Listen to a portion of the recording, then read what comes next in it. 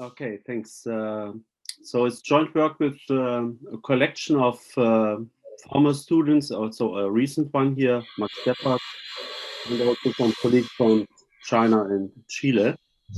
And so that's the overview what I want to give. So I introduced the scheduling problem. I will mainly talk about scheduling. Bin packing is somehow related, as you can see.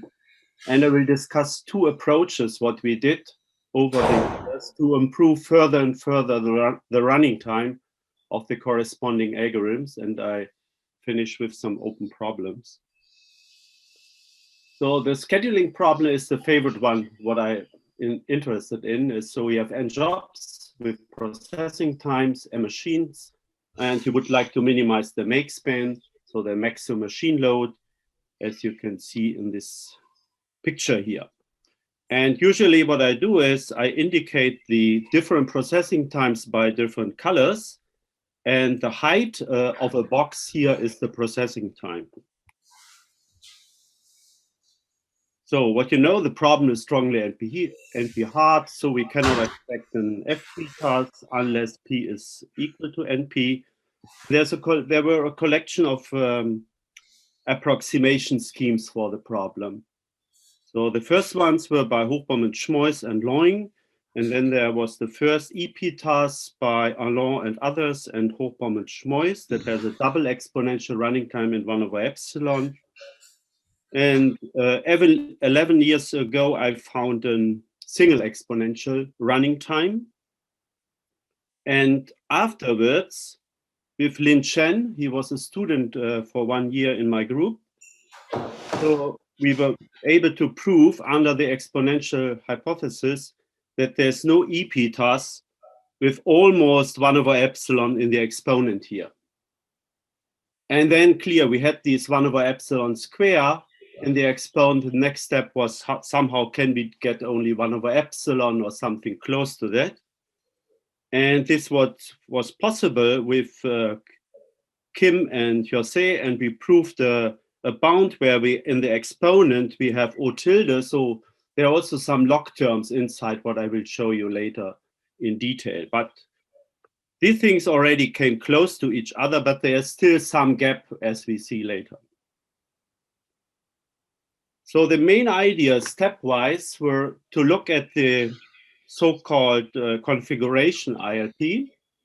And for this, the first step is you usually do some scaling of the make span to get some integer value make span t and some job sizes that are integer. So the point is here we have only numbers 1/epsilon up to 1/epsilon square, and by some geometric rounding you get almost linear different number of sizes at most. And what you also can do is you can somehow combine the small ones here to create also some big ones to have a nice and easy way only to look at the big jobs.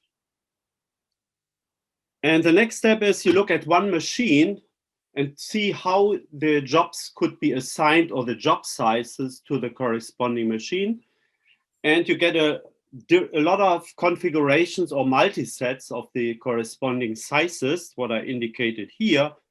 And for each of the corresponding configuration, you usually take a variable later to describe how many machines follow the corresponding configuration. So what's clearly and what's nice is all the configurations are in a knapsack polytop, and the set of configurations are the integer points here inside, and you can bound them also, but this number is already exponential in 1/epsilon. So and the second observation is if you look at the variables and try to solve it as an ILP, you get a very simple, the classical ILP formulation that probably most of you know.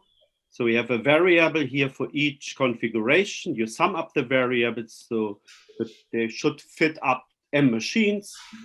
And then you have to cover or to satisfy all the numbers here of sizes so that all jobs are somehow executed. So what's interesting here is the number of constraints. They are almost linear. and the number of variables, these are exponential. So in the first approach, what people did is, so they used this result by Cannon or Lenstra, where you have this exponential running time here. And if you plug this inside simply, so you see the number of configurations is constant, but exponentially 1 over epsilon. So this term goes here in the exponent, you get a double exponential running time. And the next step was can we somehow, by easy way, reduce the number of variables? And that was the first step what I did. So and I found a very nice result by Eisenbrand and Schmonin that I could use. And interestingly, that works also for uniform machines where you get a mixed integer linear program. But the nice thing is here the support. So how many variables are in the integer solution, you can bound by a value that depends somehow on the number m of constraints and the largest coefficient in your matrix and also in the objective function. So, but here it's quite easy, as we have seen for the configuration IRP, m is almost linear, and delta, the value here is also 1 over epsilon. That means we have a very small support. And what you easily can do now is, you simply try each possible support and how many choices you have, this number here, and then you look only at the guessed variables and put them in Cannon's algorithm. That gives now this running time. And then you have to do it for both combinations and you get a single exponential running time. So very easy technique, but it helps already here. No? And that works also interestingly for the uniform machine. But but still the gap here, we have seen this was the upper bound here. And can we do that more efficiently? And it's in fact possible. And the main idea was then, okay, can we understand somehow the optimum solution? And an interesting thing here is to distinguish between complex and simple configurations. So a complex configuration has many different sizes, more than log of t plus 1. T was the make span here, that it's 1 over epsilon square. Or if they have less, we say that is a simple one. So that means, so for this example here, if we have 3 as the border or threshold, so this is a simple one with, for instance, 2, and here we have a complex. And the main idea was somehow, can we somehow see that we don't use too many complex ones in our optimum solution? And in fact, this is possible by some exchange argument. So what you can do is, if you look at the complex configurations, then you always can prove that there are 2 maximum disjoint subconfigurations that have the total size, the same total size. So we see if we have many here inside, by some pigeonhole principle, you can find these and can exchange them. And that's the next step. What you can do is, you can do a spacification.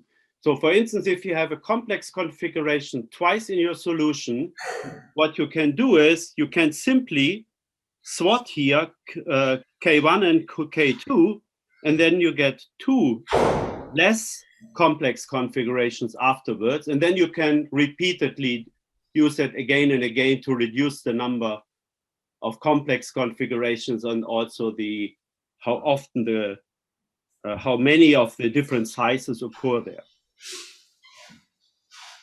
So, and this is what you get afterwards.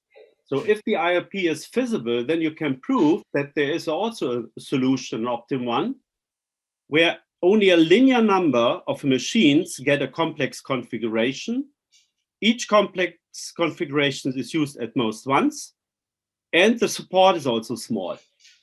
Now that you can also combine into the Eisenbrand-Schmonin result. And this is such a picture.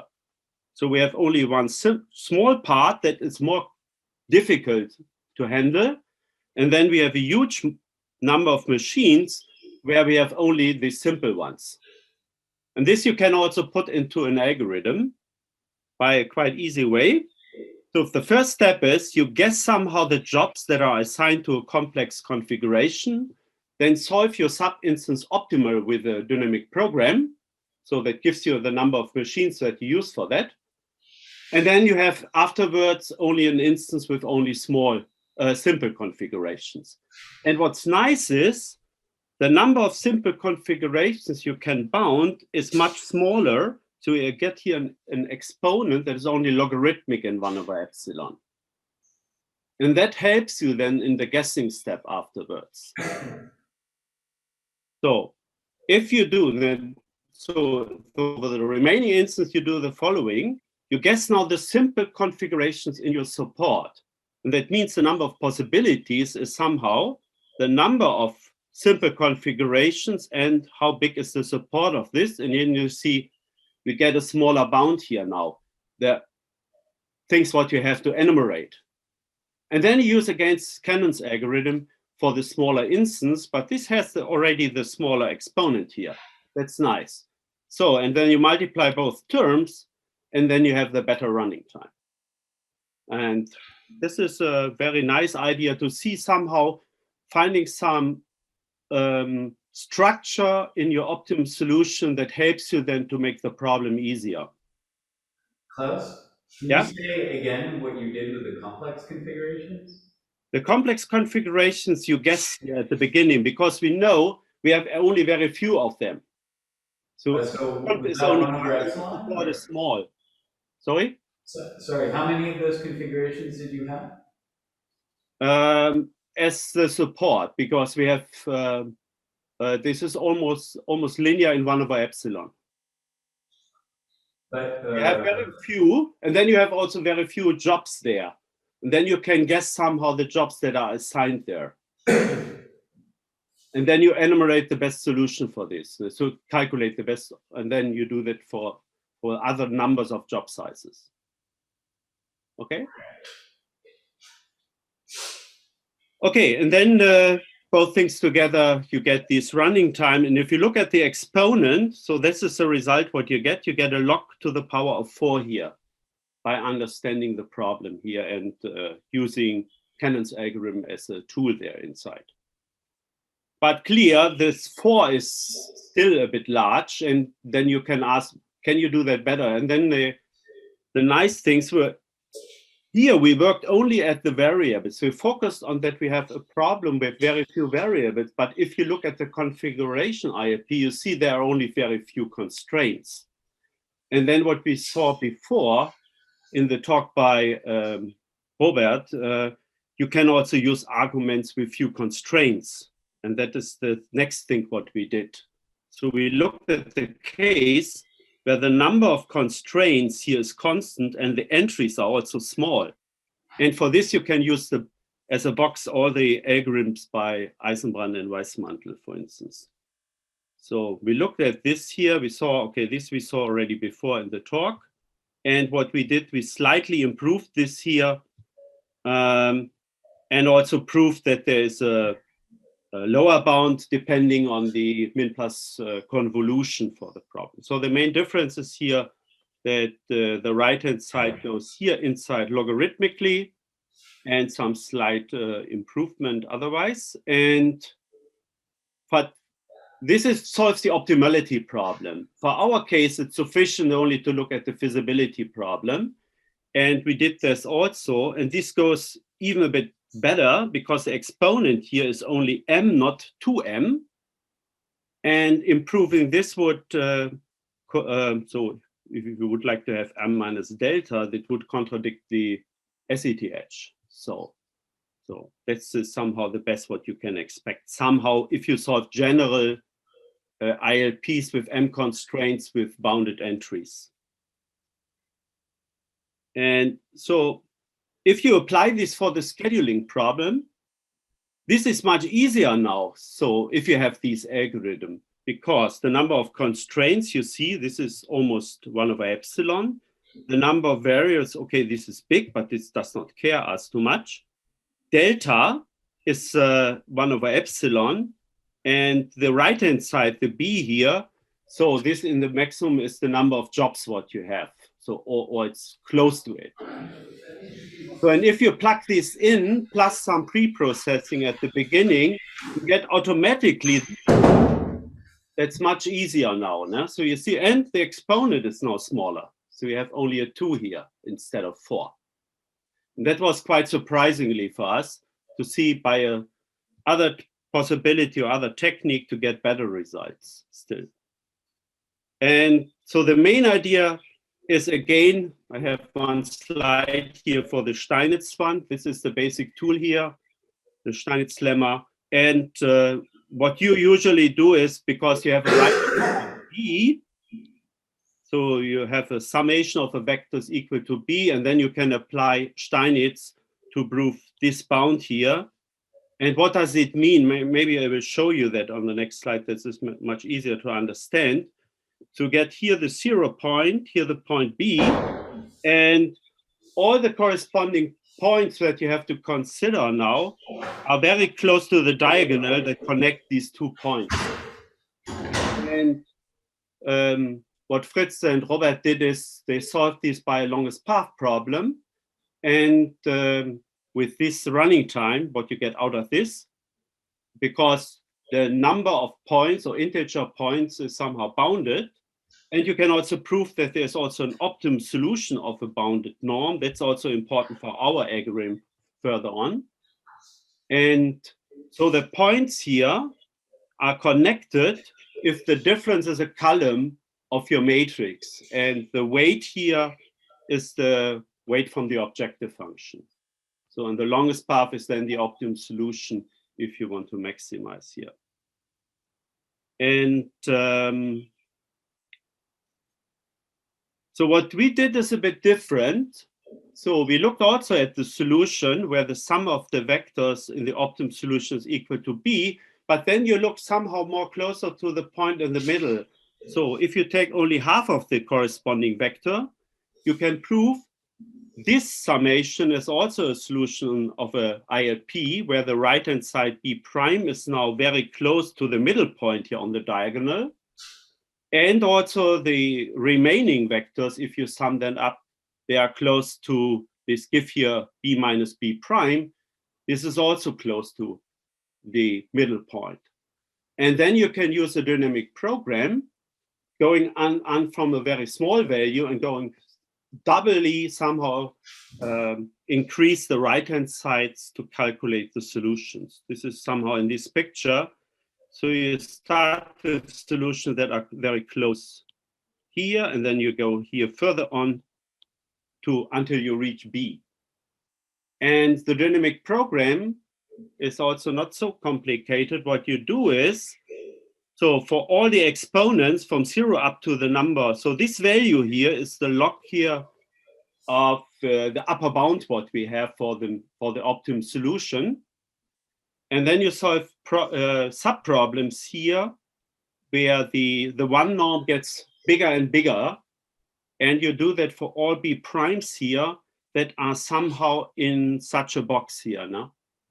And this is illustrated by this condition here. And finally, you get the original problem solved by the last step here, where we have L and we look at only B prime equal to B. So, and here, this is the bound what you get by the Steinitz here inside. And this gives you the running time for the algorithm. So, but what you can also do is, you can ask, maybe you can do that better. And this is in the long version of the paper, no, not in the conference one. Another approach, instead of using the Steinitz lemma, you can use a weaker assumption, discrepancy. And that means somehow you look here at a point that is close to 1/2 in each coordinate. And if you multiply A with this point, you get B divided by 2. So this is a point in the middle somehow on the diagonal. And the discrepancy of a matrix is somehow the best integer vector what you can choose so that this norm here is as small as possible. And you have to use the hereditary discrepancy somehow if you restrict to a collection of columns here. But there are some nice bounds also for this, and they come close also to the bounds. What we use, so our main idea is use, instead of the Steinitz, the discrepancy bounds. And maybe I focus on the last part here. So if you have this point x divided by 2 times, and you multiply with this matrix, then you get the point on the middle, and you can find an integer point where this norm here is bounded by this hereditary discrepancy of your matrix. And the vector what you can choose here is somehow close to 1/2 of the previous solution. So it's not exactly, it's a bit weaker here as what we had before, but this is sufficient. In fact, so these are the results what were known. And if you look at the bound here for the discrepancy, so this is similar to the Steinitz bound, the square root m times delta what you get. And if you look at all the points somehow to some point, this here is the basis of in the running time of the algorithms. But what's nice for our thing, what you can use is that if you have a bound on the one norm here. Klaus, you have a question from Georg. He wants to know if you can give a bit more intuition for the geometric meaning of discrepancy. Okay. Maybe I'll show you on the next slide and go back afterwards to this.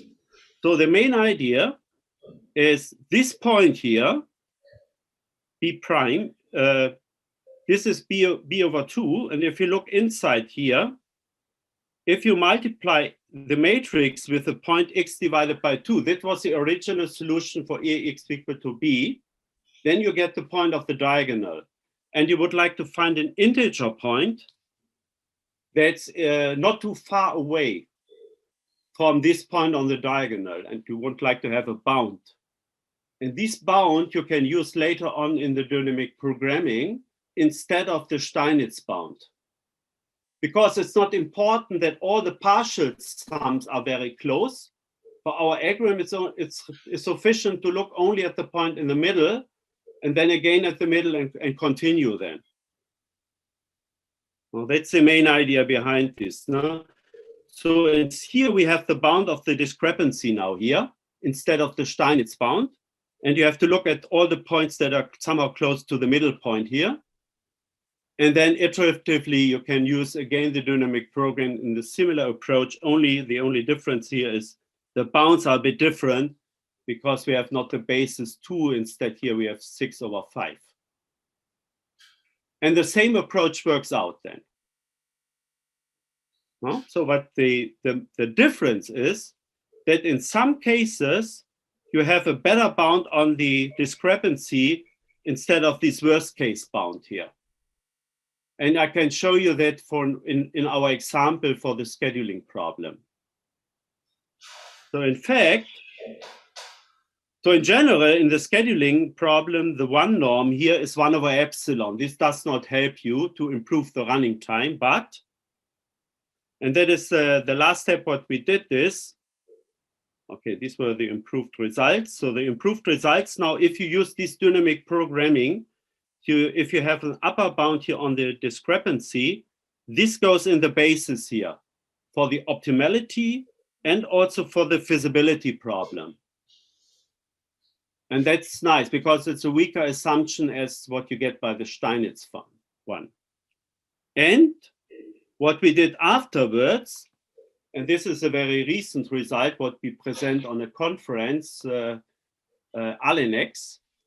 So you can modify you look at a specific rounding of your large jobs, and then you replace configurations where the one norm is big here by some very nice trick. And then you obtain a modified configuration IRP for the scheduling problem, where the discrepancy is now only logarithmic in 1 over epsilon. And this is quite surprisingly that you can do this. And then you can use our algorithm, and instead of log square 1 over epsilon, you get one term is only log 1 over epsilon. This is a slight improvement what you get using this step what we did here. Sorry, what was the discrepancy before you did this? The value was 1 over epsilon, because the configurations, you have only big jobs. They have a size of 1 over epsilon at least. The make span is 1 over epsilon square. So the one norm can be at most 1 over epsilon then. Okay. So, but what you can do, this is somehow similar to for the other step what we had with the support bound and simple and large configurations. Now what you do is you look at configurations where the one norm is big here, and try to eliminate them. And this you can do by adding some extra constraint and removing such configurations from your IRP. That's the main idea behind this then. And then 1 over epsilon goes in the basis, and this gives you a log 1 over epsilon in the exponent. Okay? Yeah, and then I'm almost finished, because the final thing is, okay, what's the real result? No? What can you do? No? So I still hope that there could be an e-peters with such a running time where we have only O of 1 over epsilon in the exponent, but nobody knows, no, what is possible. But what interesting is also in this result what we have here. We made also an implementation of this is the first implementation of these efficient peters, and that works for some reasonable epsilons, no, by some other ideas to improve somehow the running times. The main bottleneck is, so you don't want to have too many job sizes, because this gives you the number of constraints. If you have many constraints, the value goes in the exponent, and this is what you have to avoid. And therefore, for some values of epsilon, you can really implement this. And this is in the new paper, what you can find also on arXiv. And that will be presented at RLNX. This is somehow trying to doing the best, but also what you can do, this is even also possible. The lower bound is not 1 over epsilon or little o of 1 over epsilon. It's only 1 over epsilon to the power of 1 minus delta. It comes close because you can choose delta arbitrary, but you can make that also stronger. So maybe there's also a stronger possible, but I would expect that you can prove something like this for the problem. Okay, thanks for your attention. Thank you.